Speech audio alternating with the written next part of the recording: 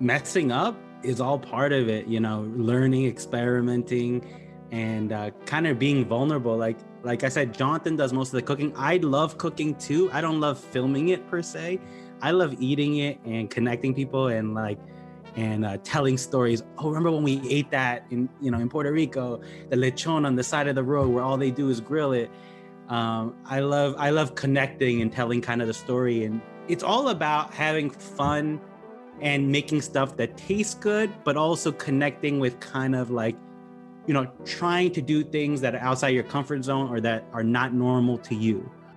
Chefs and cooks are really like mini chemists, right? Because they're manipulating things and, these are chemical processes that are happening. Like it's very detailed, and I'm very much into that. And, and I think I can cook like a meat. I really feel like if I were to read a recipe, I can recreate it, whether or not I've ever made it before. That was Andrew and Jonah, the HungryWons, and this is the MIXDGEN podcast.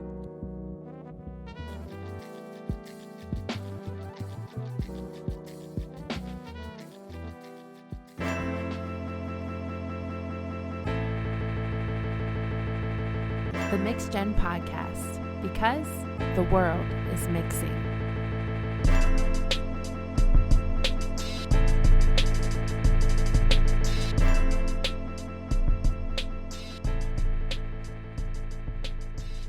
Hello, everyone. Welcome to the MIXDGEN podcast. Today, we actually have some awesome guests with us today. It is the two brothers that are the makeup of HungryWons.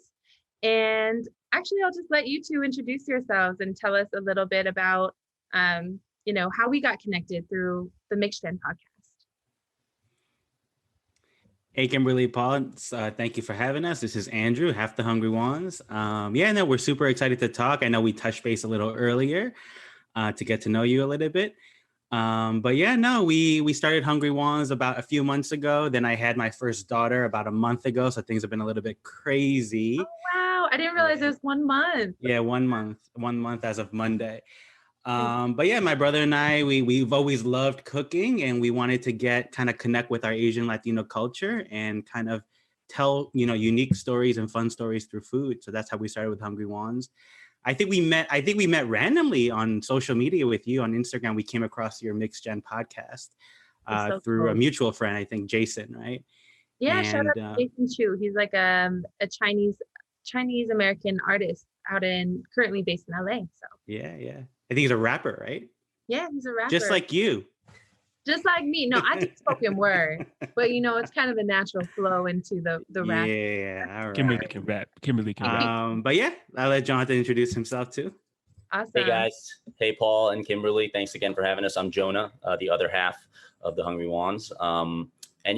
We just wanted to take the opportunity to come on here and talk about a little bit about our story, specifically about food storytelling and the unique, situations, scenarios, and cultures that we grew up in Long Island and in Queens. I'm based out here in New York. Andrew's down in DC. Again, like he said, he just had a daughter. So I'm itching to meet my niece for the first time next week. I think we're going to be hanging out, so I'll be driving down there. Gotta send some pictures. Yeah, for sure. We were just really excited to talk to you guys, specifically because, we love food so much. I like cooking it. Andrew likes eating it. And I like eating it too. I won't lie. But I was like, you know, just cook it and not eat it though? Or no, we both cook, but Jonathan is predominantly the chef and I'm more of kind of the storyteller and that type of thing. But I think I think it really aligns with what you guys are trying to do, because I don't think there's anything out there that connects people like food. It's just one of those things like music, like TV, where, you can be so different, but you can eat a good meal and you can just, it doesn't even have to be verbal, you could just look at each other, look in your eyes, know what you're talking about. That look across the table once you just take that slice. Yeah, a little lechon belly, a little crispy pork belly, you know what we're talking about. Man, Paul, sorry about that, Paul. Crispy tofu. No. Yeah, man. Yeah. That vegan life, man, plant-based. But Kim and I were just talking about, where race, ethnicity, culture, kind of they are separate things, but there's so much overlap. But I feel like food, when you taste someone's food, you can really get a taste of the true culture and the love. Family. Yeah. And the love, yeah. That's So true. yeah, absolutely. We it's really cool that you meant like I don't really have a context with Colorado and Utah. I mean, I've been out there a few times just visiting. Connecting us, more of the New York City and Long Island with your experience in Denver and Utah, and then with our mixed heritage. I think that's a really cool mix and conversation right there. Yeah. Well, let's get And into it. Can you tell us a little bit about just what is your cultural, ethnic identity and some of your family story? We'd love to hear more. Sure. John, now why don't you tell her? So, like Andrew said in another podcast we did with a good friend of ours, Mark, who's also focused on some of those topics we're going to be talking about today, second generation immigrants in the US. We did like the ancestry thing. I think we came back about 60% Latin and 40% Asian, but it's predominantly Peruvian, Chinese, and Colombian. My mom was born in Bogota and in Colombia. My father is of Chinese blood, but was born and raised in Pisco, in a town about, I think, 200 or 400 miles south of the main capital, Lima. So yeah, it's an interesting story by itself how they met, and we definitely want to get into that. But I mean, I don't know, Andrew. Growing up with mixed identity, specifically in our case, I think was very interesting. A lot of perspectives. We were lucky; we had a lot of chance to travel, so we got to see a lot of the world. But always, I guess coming back to Huntington in Long Island, it was a different experience because it was so different than Queens, where we spent also a lot of time growing up, and then also on those travels. So, I guess maybe like a little bit of an internal struggle and identity struggle. Just like not being mixed and not knowing where you really fit in. So, we try to assimilate just like everyone else and find our place. But I think now, getting older, we sort of, finding our roots and being proud of them. And then specifically in our case with HungryWons, showcasing that through food and storytelling and travel.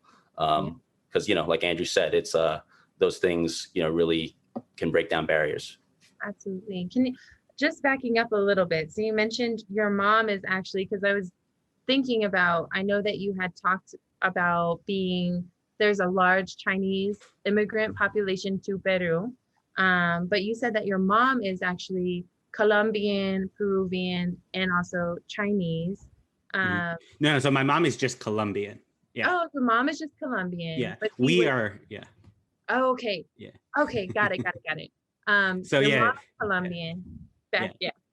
So my mom's Colombian, my dad's Peruvian, Chinese, and then we're the product of that. Okay. And then your parents met in New York City. They met in New York, yeah. But the interesting story is our families on my dad's side came from China in the late 1800s to Peru. They thought they were coming on a ship to the US, but they wound up in Lima. And back then, once you got here, they were like, well, this is where I got to kind of make my life. You're like, I'm not going on another boat, so this is what it is. Yeah. Can you imagine? That is wild. I mean, thinking about it today, you can't really imagine, right, what life is like without technology, without the ability to really make choices. It's kind of whatever you're thrown at, that's what you're doing, right? And no, it's an interesting story. I think building on what Jonathan said, I think what's interesting is also finding our identity within our family was a separate thing in itself, not even externally, with our community and our friends, but, we were the only ones kind of in our cousins that were mixed with Latino because their parents married other Asians, for example, right? So we were always a little bit different from them. And I think we were extremely close with them, but we definitely had a different identity, right? Because we associate a lot more with the Latino side. But I think we took a lot of our food from the Asian. Identify a lot with the Latino or more with the Latino side. Is that what you said? Yeah, I would definitely say, yeah. Oh, okay. Sure, yeah. Can I ask you just what are those things that you identify as Latino things that you feel close to? Yeah, I mean, I could let Jonathan expand on it, but for me, it's more of the closeness and kind of the warmth. I think the Asian culture is a little bit different. They care a lot, but it's not outwardly physically expressed per se. True. So you don't get that hugging, kissing, and very affectionate type of the thing. language, corazón, amor, The passion. You don't get the passion necessarily in the spice. But you get other things, you know, every culture has its own things. My wife, for example, is Japanese, and getting to know her family has definitely been interesting because they don't speak that much English.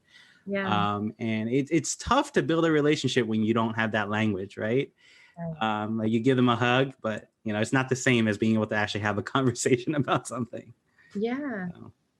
Yeah. Anything, Jonah, that sparks for you, or you want to bring Yeah, up? no, I definitely agree. I mean, I think for us, it's like, obviously, I mean, I guess maybe we can ask Paul, like what he would like without knowing us and just seeing us now for the first time. Like, I would think we look pretty ethnically ambiguous. I get a lot of Filipino. I get, you know, in the summertime when I'm super tan out playing tennis. But like many people just outwardly think of us as Asian, right? So again, growing up in a white neighborhood, where Andrew spent, you know, before he was 4 or 5 years old, he was in ESL, right, for a while, because our parents thought that, you know, teaching him Spanish as a first language was the road, and then they decided to switch when we moved. But it's just I mean, even though obviously Asian families can be super caring and loving, again, it's just expressed a different way, right? You don't kiss and hug, you don't touch, really, you know, I mean, unless It's not you're. that the love isn't there, but the way, absolutely, the way it's expressed is very different. Yeah. Well, I mean, and honestly, like I just remember growing up with a lot of like Latin music around, you know, like a lot of Maná, a lot of Luis Miguel, a lot of Santana, you know, and, you know, my mom was always dancing, doing, you know, in during the weekends and, you know, when they were home, aside from working. But, you know, I mean, I always felt loved. It was just interesting to like parallel that against my friends who, you know, some were white, some were black, some were Hispanic. And not many were Asian just because of where we grew up. So, you know, like what I didn't really have to play anything against. I think also another thing is parties is a great example of where you see the different expression of culture, right? Because like you got the loud music, you get the merengue and the bachata going. And in Asian, it's more of like you stuff yourself and then you fall asleep. Yeah. And I don't know, you, Kimberly and Paul, you tell me what it is like in your families, but I think that distinction was very different. Like whenever we had like weddings and stuff, kind of our Asian side, we're not really more reserved, and Latino side, we're always like on the dance floor yelling, being like, shut the fuck up, you're too loud. Yeah. So I would say for me, like between the black and white culture, growing up in Utah, it was all like mostly white folks. And so when I would go visit my dad's family in Alabama, that would be like my only experiences around black folks and in that culture. So I often felt out of place. Did y'all feel, y'all mentioned that you felt more at home in Latin culture. What about your peers? How did your peers react to you being Latin Asian? So I think for me, the way we bridge that connection is on the weekends, we would take them to like have dim sum. We would take them to the Chinatown in the city and be like, this is kind of what we do, right? And that's how we connected. And I think going back to food, it's a great way of kind of making that first, you know, like maybe you don't share things at home the same way, but you could be like, does that taste good? Doesn't that taste good? And then the greatest feeling is years later, you see them and they're ordering it and telling their friends, like if this is the part of their traditions now. So I think that's part of it. But also I think that it's different, man. It's so different between, I don't know if you guys know like Queens on Long Island, but Queens is urban, very urban.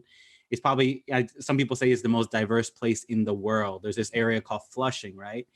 And the intersection of Roosevelt Avenue, which is the 7-line subway train, the purple one, and Main Street, it has something like 100 languages spoken in terms of at any given time, you can find 100 different types of languages spoken.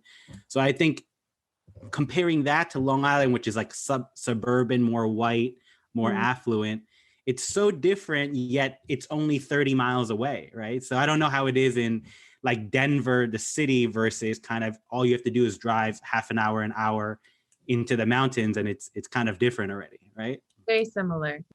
I love the way y'all explain and talk about the 7 train.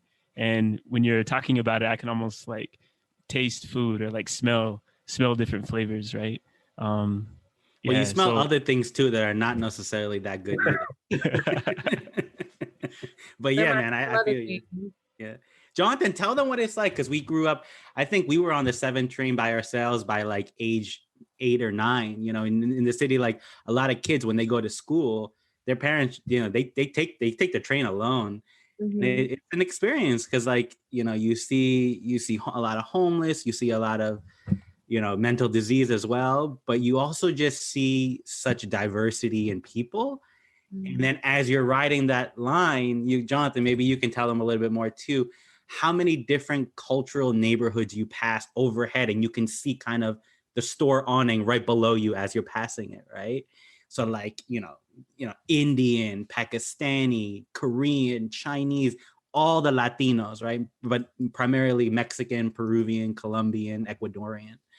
I don't think there's another place like it in the world, but and I think you guys definitely need to try going there sometime. No, that might be me. like MIXDGEN adventure. That would be a different, you know, type of MIXDGEN thing project that we do. The MIXDGEN. Like riding the 7 train with y'all, and you know, stopping at a bunch of different restaurants. That'd be fly. That's like the perfect vehicle that we wanted to sort of like introduce and tell the, you know, the HungryWons story again on that line, which starts in Flushing, which again, and then you go through and then you pass the US Open. I mean, I don't know if we have tennis fans, but you know, whoever, the USTA National, you know, Billie Jean King Center is right there.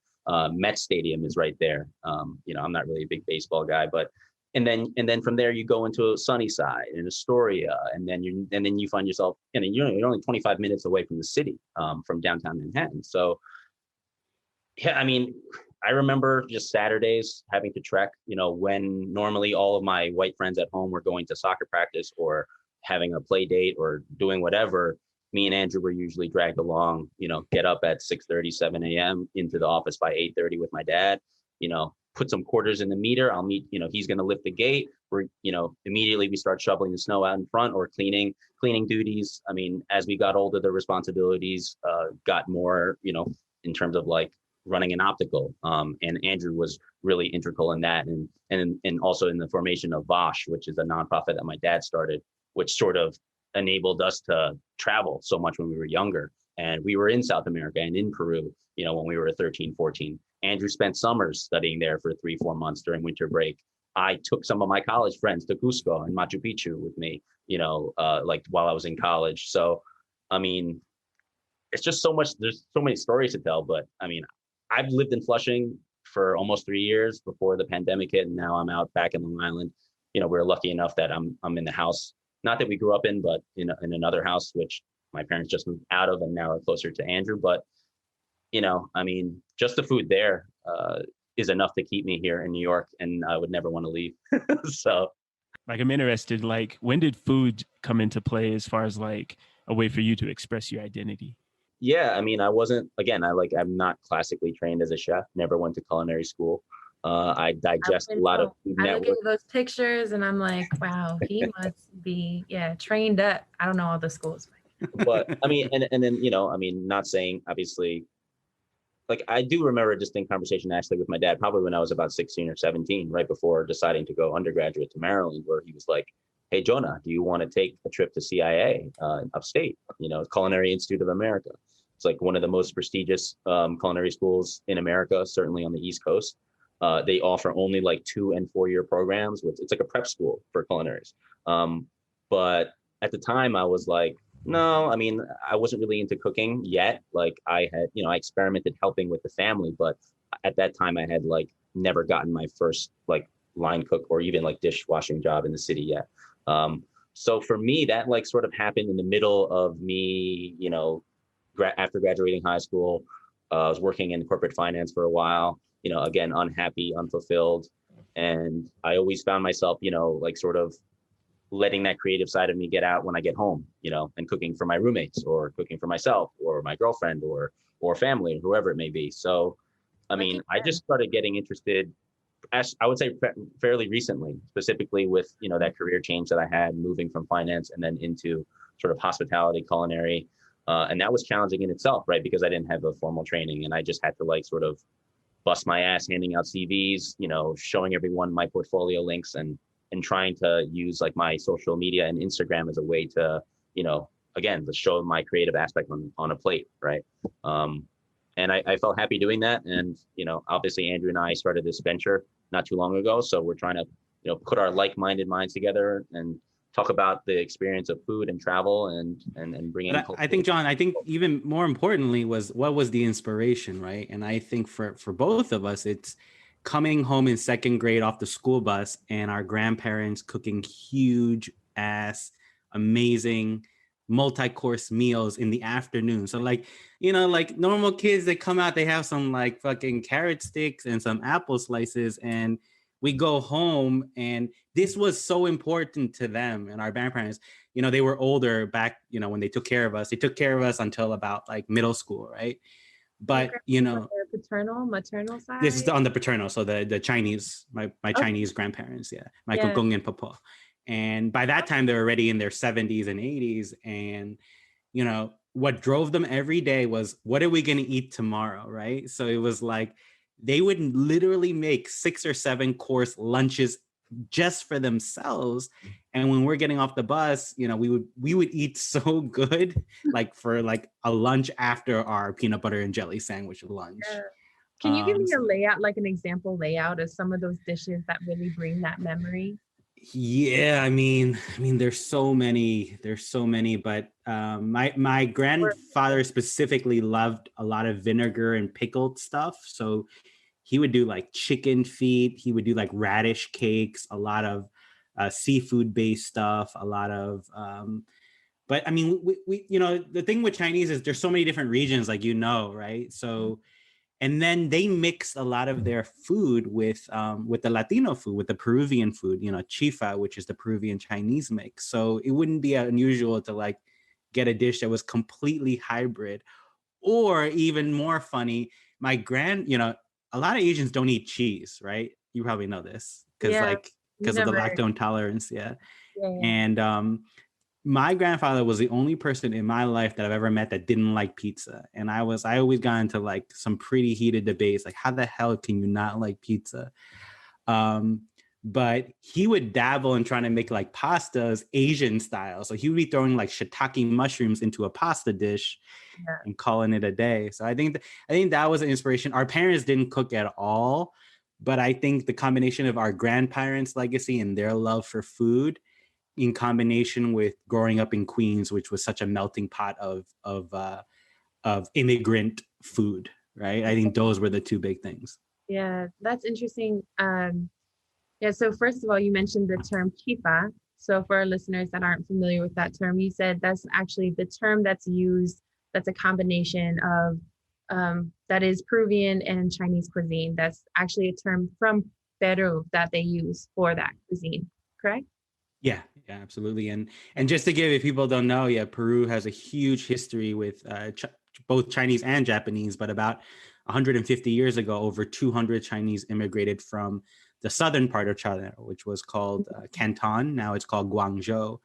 And now they estimate that almost 20% of the whole Peruvian population, which is about 6 million people, have some type of Chinese blood, which is crazy to think about, right? Because like most people are like Peru, Chinese, but it's a huge 6 million people is like bigger than most countries in the world, Yeah. What's interesting, when I started this podcast, people are like, oh, are you going to talk to some Chinese Peruvians? And I'm like, why specifically that? And I honestly, I was ignorant. I didn't know. I was like, is that a thing? And they're like, yeah, there's like tons of Chinese Peruvians that exist. And so thank you for being, I guess I preliminarily like knew that was maybe going to happen, or that person did, but here we are, because that was something that someone had brought up to me. I didn't really know that history, that there was that. And now you're the example of, this is the product of that cultural history mixed with other things as well. But I think it's really cool. So, but I would love to hear too, your experience being, Boricua, Puerto Rican, and Chinese, specifically as it relates to food. Like how do you relate to food and mix those two things together? Yeah, I think actually that's interesting you bring that up. I remember I met a friend, and when he found out that I was Chinese and Puerto Rican, he immediately was like, so what do you cook? I bet you cook some bomb food. And I was like, I think I cook some bomb food. I feel like my cuisine that I cook is very much a combination of, the Chinese kind of cultural background. So like growing up, for example, I feel like we would have like fried egg with soy sauce on top with rice for breakfast. which is Nice. bomb. If anyone has not had fried egg with some soy sauce on top, you need to do that now. I don't know, wasting your time if you haven't had it. No. So I grew up with that, but then also the other day I was making that, but I had some maduros, which are like the sweet plantain for those of you that may not know. And so I like put that on the side, and that's bomb as well. But I think it's just a reflection of how I cook as well. Like I'll make some things I didn't even grow up with, but it's definitely that cultural Asian connection where I'm like, oh, I'm gonna make like a Thai curry. But then at the same time, like the next day I make arroz con habichuelas, and you know, just something that's very Puerto Rican. So I grew up in the kitchen with like my mom, who was cooking a lot, and she's, you know, my Chinese side, and then my grandmother on my dad's side, who's Puerto Rican and grew up in Puerto Rico, and so she's the one who's introduced me to those cuisines. And so yeah, it's absolutely a reflection of not only my taste buds but also how I cook at home. Nice. And how about you, Paul? Like, what's the I guess immigrant food scene in Denver? Is it mostly Mexican, I would think? Yeah, mostly Mexican. There's a lot of El Salvadorian pupuserias. Yeah, so delicious, man. Pupusas are fantastic. Like if I'm gonna cheat on my plant-based diet, I'm going for sure. The taco scene out here is great. There's a few Latin Asian spots. Chewy Fu here in Denver is pretty good. That's cool. And super Korean Latino cuisine, because they have like galbi or something with like kimchi, and then also some maduros or something too. Yeah, and there's a Super Mega Bien is a kind of a newer spot that showed up in like the hip spot of town called Rhino. And but yeah, like it's I wouldn't say I would say like when I visit other cities, like LA or places on the East Coast, it feels like there's just an abundance of fusions going on that isn't necessarily happening in the Midwest, particularly Denver. Or Utah. Utah's the food's super bland. Like I like anything that I cook now, or that I cook that's plant-based, of course, is like it doesn't resemble anything that I grew up eating. So it's interesting that y'all like the food is such a huge part of your identity and something that you carry on today. Yeah, I think especially that Chinese side. I don't know. I just was gonna say, like with the China, like you were talking about your grandparents and like how that was such a big deal. Like the thought before going to bed at night was, what are we gonna eat tomorrow? Kind of, you know. I feel like that's so. I see that a lot on my mom, like in my mom, and whenever we travel, and even when we talk, like my mom's been to Taiwan and to visit my sister who lives there now, and she'll just be like, oh, and the food, and that's like the main, you know, it's like, where are we staying? I don't care. Put me in a little cot.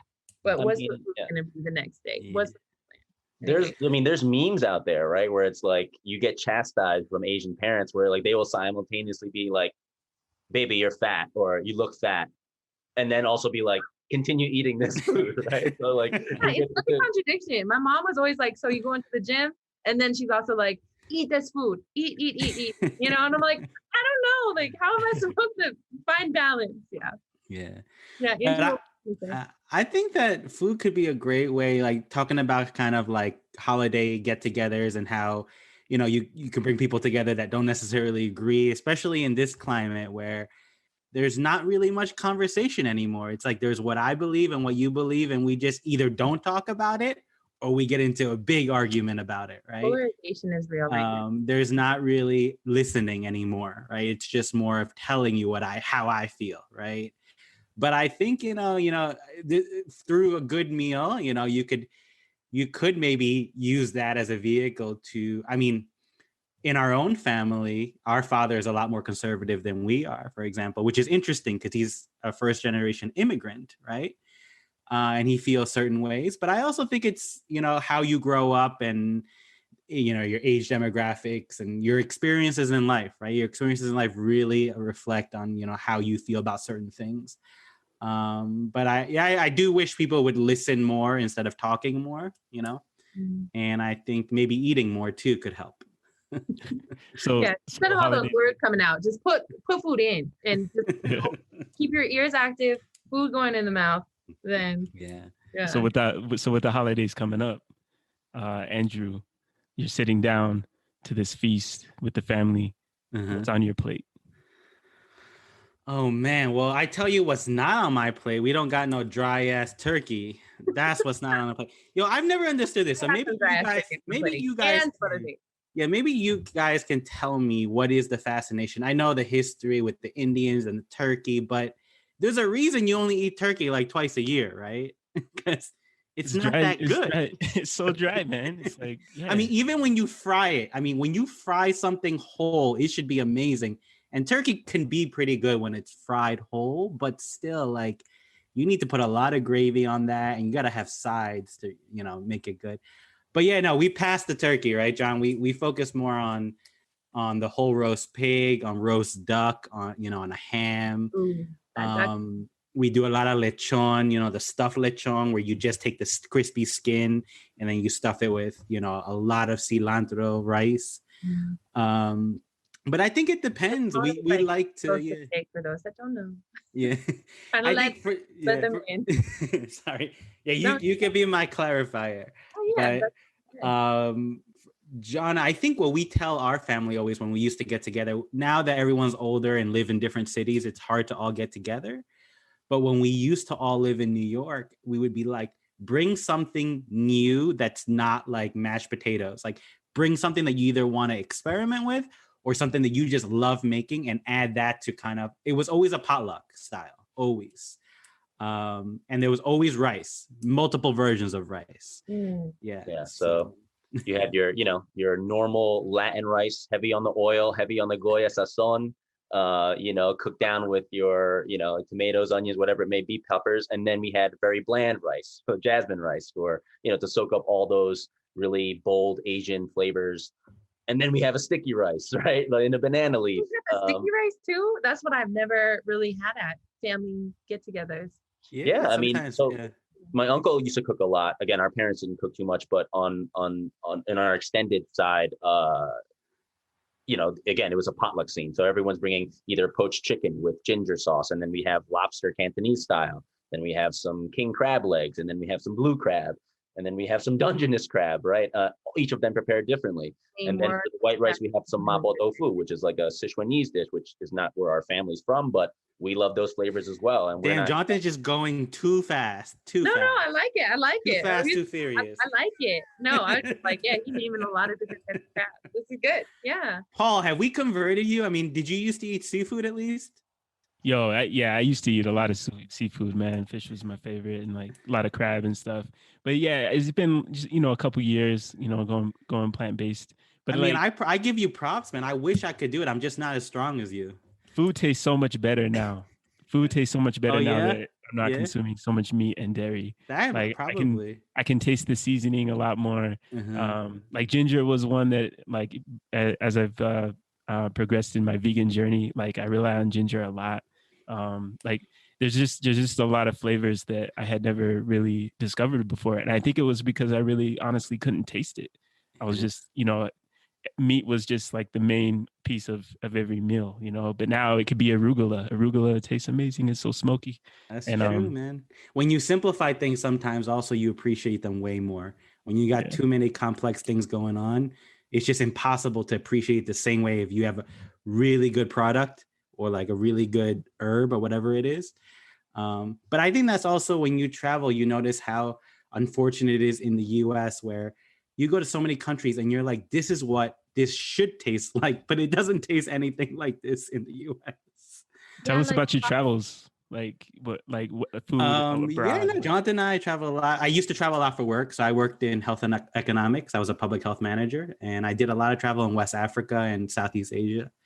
So, all my trips, I always made time to go to the food markets and, and be like, we're having dinner. No matter how busy we are, we're going to go have some local restaurants and eat good. But I think, traveling around the world, I think what it really shows you is that everybody is passionate about food and they just do it in different ways.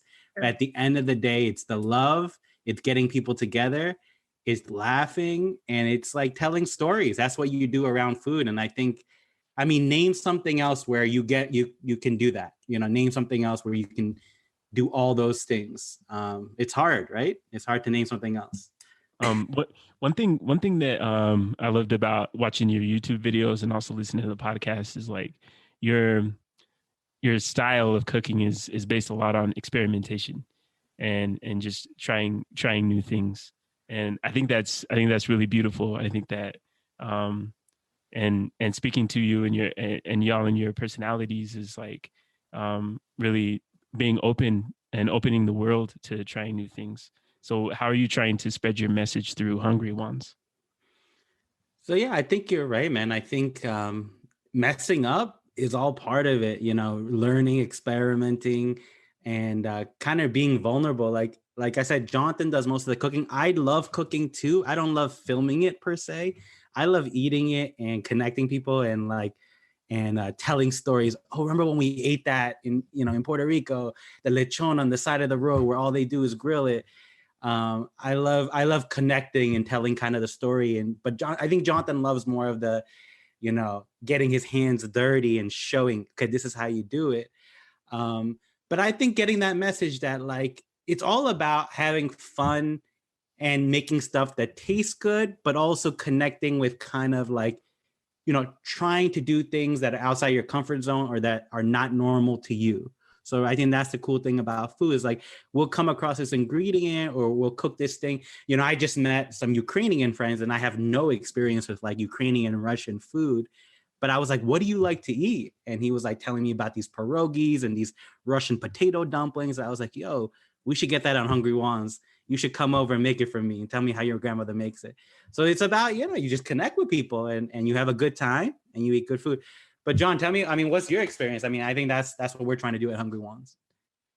Yeah, with this sort of, I guess, new venture, we're just trying to get our like style out. As you can see, it's like we're trying to be our authentic selves. We curse, we're very self-deprecating. I try to make fun of myself as much as possible, and include family members too. Whether it's my parents or my dad or Andrew or or my niece, and like it's just like being able to just spend time with them honestly and like legitimately teach them recipes. Like these are things that hopefully she can really be interested maybe in her future, and then maybe she won't be as hesitant going into the culinary industry, or maybe she might be on Top Chef one day, or something like that. But for me, I just, like Angie said, I like getting in the weeds. If you have questions, I have like no formal technical training, but I do a lot of reading.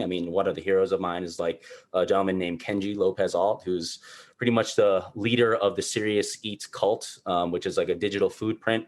But he really like pays homage to food history, right? And like he talks about the science of food and food affinities. And when it comes to the end of the day, what chefs and cooks are really like mini chemists, right? Because they're manipulating things and, these are chemical processes that are happening. Like it's very detailed and I'm very much into that. And, and I think I can cook like a meat. I really feel like if I were to read a recipe, I can recreate it, whether or not I've ever made it before. And then it's also has a lot to do with just like using your senses, like hearing and smelling and tasting and touching and re-seasoning, right? Like, even though I've read lots of recipes, the way that I like to cook is like free-based, right? I'm throwing things in. If I don't have white potato, I'm going to put some parsnip, a mashed parsnip or a mashed cauliflower. So, and I'm really interested in like just the food system, specifically in this country, and like the way that it's going, and more of the sustainability aspect. And like,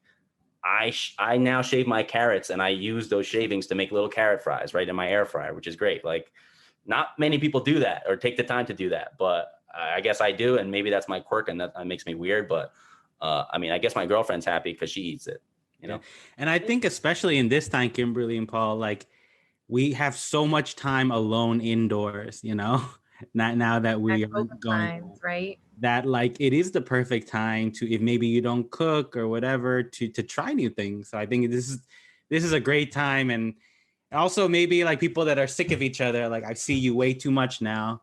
Be like, maybe let's just start cooking and not talking, just cooking and eating. Yeah, bringing the people together through that cuisine, like you mentioned. Having this conversation, like there's like some realizations coming up. Like when Kim and I are having these conversations with friends, and then we're recording podcasts, we kind of focus on the mixing, the world mixing and it happening like centralized in America, like that in the United States is like this melting pot, and this is where people mix. But what I'm realizing is like in Peru and in many other parts around the world, mixing is happening. The world is mixing, Paul. It's our world is mixing. world is mixing. And we, yeah, and it's like these foods that have been mixing for generations between. Yeah, I mean, I think you can't slow that down, and honestly, that's been happening for hundreds of years. It's just that you don't hear about it. I think that's the really missing thing. We've always been sold about like America is the melting pot, but you go to Brazil. Brazil is so mixed. It has so much Japanese and Asian influence, and you go to northern parts of Colombia, and there, a lot of Caribbean and Black in Colombia that speak Spanish. But yeah, like you go, I think Canada is also an amazing place. Like, I don't know if you guys know Toronto or Vancouver. Yeah, lot of mixing. About Vancouver. Experiencing and connecting with people for me is like the most important thing, right? Because it's like, yeah, you got to make ends meet, but like I see so many people that work so freaking hard for someone else, right? Mm-hmm. And I think this is really cool when you get to start kind of your own thing and you can have it grow, and it's just more real, right? Because it's not like working for the man. Yeah. What I really appreciate about both of you is just like that connection of the influence that your dad had with you, but then also the family exposure that you've had on both sides of your family in terms of culture. And I think I feel like I see that when I talk to you both in terms of that reflection of those influences. And it reminds me, honestly, that that's like what a lot of times, that's what MIXDGEN is about, is like recognizing these influences of culture that make us uniquely who we are. And I think ultimately bringing those stories to the world and understanding the complexities of, you two are from the same family, but you also still are two different people. And that's the same with culture, is that you can have different people of different cultures and it's a unique blend. And I definitely relate to a lot of those pieces of, specifically, I think on the Asian and Latino vibe. Obviously, I think those are, it's rare that I meet people that can relate to both sides of culture outside of my sister. And I think oftentimes I'll be talking to maybe my Asian friends and we'll relate in different ways. I'll be talking to my Latinos and then we're relating in different ways. But then to have it, I feel like I could probably talk to you all for hours, but these conversations are so essential. Like I've learned so much from y'all, about your experience in New York, but also the Peruvian, Asian, culture and the food, like, and how that impacts you, how you express your identity. And I feel like those things can translate to a lot of listeners, and we can apply that into our lives and really think about and consider cultural aspects and how we walk and interact on this earth with others. My wife is from Spain, from Malaga, Spain. And when you talk about like changing the dynamics of the food that we eat at home, or like the food that I eat, it's totally changed. Like so much more olive oil, and the olive oil in Malaga is incredible. Like yeah, man. Jonathan lived in Sevilla for half a year. Yeah, so I did a study abroad process down in Andalusia, so primarily in Sevilla. But Andrew even came to visit me. He surprised me for spring break, and we spent like almost a week and a half traveling.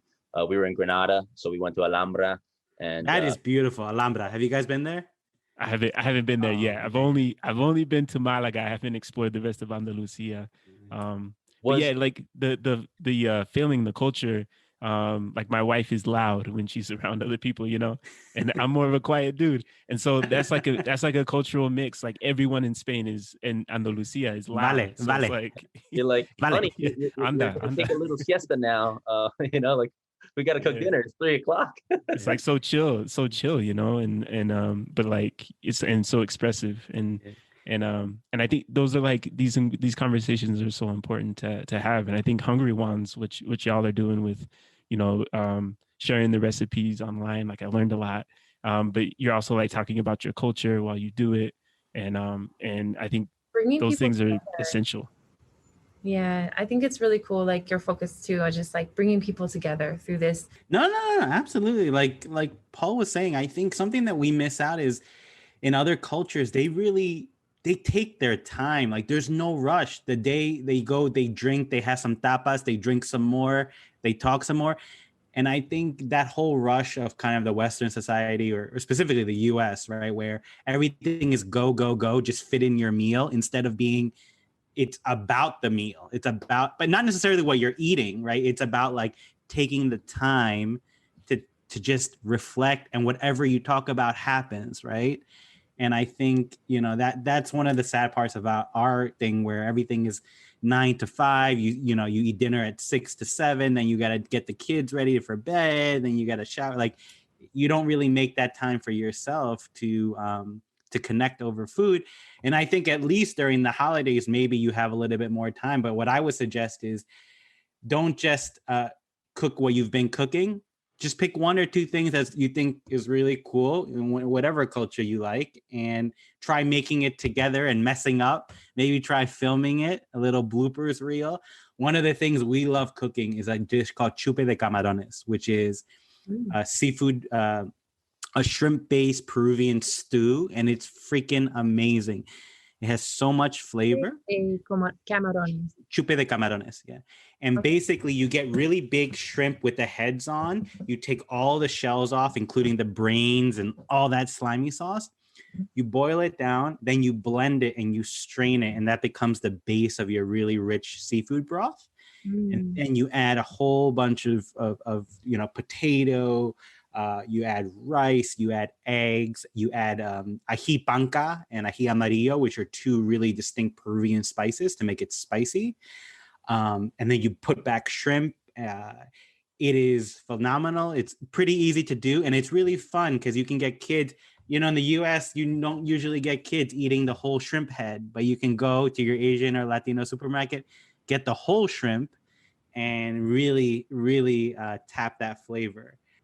Again, that's what we try to bridge with the food storytelling, right? I mean, again, I'll go back to just like a classic Cantonese dish, which is like that, and you can put any type of protein. So instead of doing lobster, we can do chicken or shrimp, and then the base sauce is there. It's more about, listen, get the whole family together. You might not agree on every single thing, but it's about the experience of being together and sharing that quality time. So it's all about giving back. And for me and Andrew, it's a lot to do with food and centering around, rice of some sort. Again, it could be fried, it could be bland, it could be sticky. I don't care. As long as you're putting rice in your face, you could be friends with us. I mean, one of the things I would love, though, is if you guys are ever on the East Coast, New York or DC, we definitely should do another podcast, but where we can film kind of our journey through. We could take you through some really good food tours.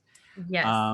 But if we ever made it out to Denver, I would love, and I don't know if you guys have a connection with this, but like we're really trying to trying to cook more outdoors. And I know like there's a lot going on in cooking, barbecuing, but also cooking like at campsites and in nature. And I think that's a really cool way to cook, when like you really master the art of getting a good fire, knowing where the temperature zones are, getting simple ingredients and just making them delicious in nature. I don't know if you guys using it. And using the whole thing responsibly from a system. Yeah. Well, I personally don't know, but either Paul or, drop your info. What's like the best way to contact you all? If people are interested, like, hey, I need to connect with them and tell them about my outdoor cooking experience that I have, the plug-in. So for sure. Absolutely. Andrew, go for it. Plug. So you could, I think the easiest way is just hungrywons@gmail.com, or you can just go to hungrywons.com and contact us through the website as well. Either of those two ways, you'll get us. Or shoot us a DM. We're on Instagram, on Facebook, at HungryWons. Again, if you're into like profuse sweating and some swearing and me, interspersing my little malty poo with like, some like tofu, then we're the channel for you guys. There you go. Yeah, and just so our listeners know, it's Hungry and then WONS. If you are just listening in and don't have it right in front of you, phonetically, just spelling it out. Yeah, it's just a play off our last name, WON, Andrew and Jonah Wan. But Kimberly and Paul, thank you guys so much for having us. It was a lot of fun. I felt like I was on the Joe Rogan Experience, and 3 hours went by, and And we could have talked even more. Yeah, man, it was so fun. So fun having y'all on, man. Is great. Just getting to know y'all, and yeah, I look forward to collaborating more in the future, and Yeah. definitely trying some of these recipes out on YouTube. Yeah, let's do it again soon. Yes. Yeah, man. We'll Take do care, some man. virtual John, cooking. It's great meeting you, man. Peace, Andrew. Bye, everyone. Let's stay connected. Follow us on Instagram at MIXDGEN, MIXDGEN, or go to our website at mixdgen.com. Thank you for listening. This has been a MIXDGEN production.